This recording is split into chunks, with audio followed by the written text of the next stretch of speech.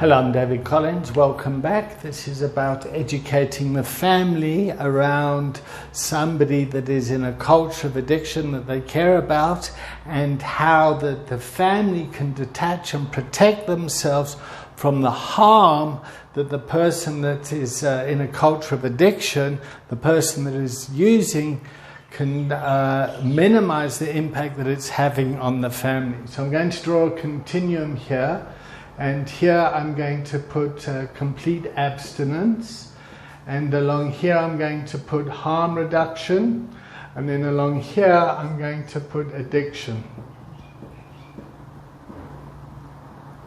Now you've got somebody that you care about, and they're clearly in this camp.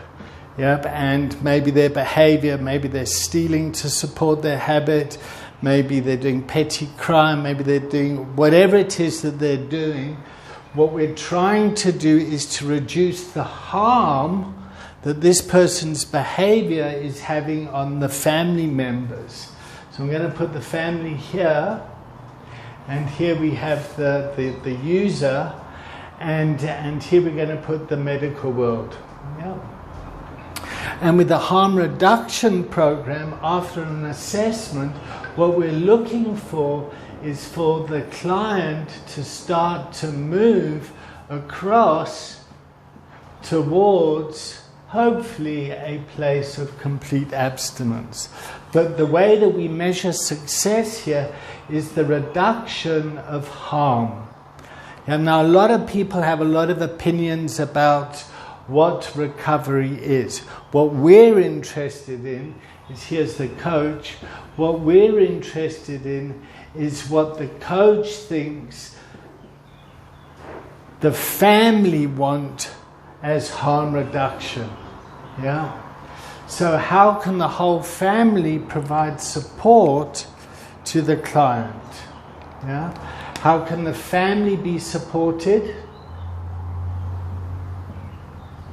Yeah? And how can we provide care, be compassionate, and cooperate with the process as someone starts to move? Yeah. So someone might go from using illicit drugs, illegal drugs, and start to move to prescribed drugs.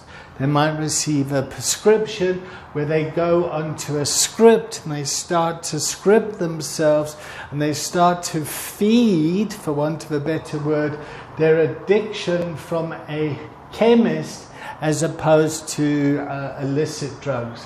This is a lot healthier in terms of the reduction of harm that is caused on the individual and the family and society as a whole.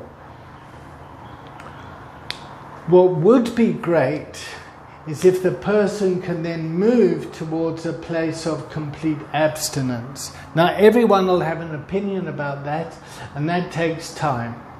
Yep.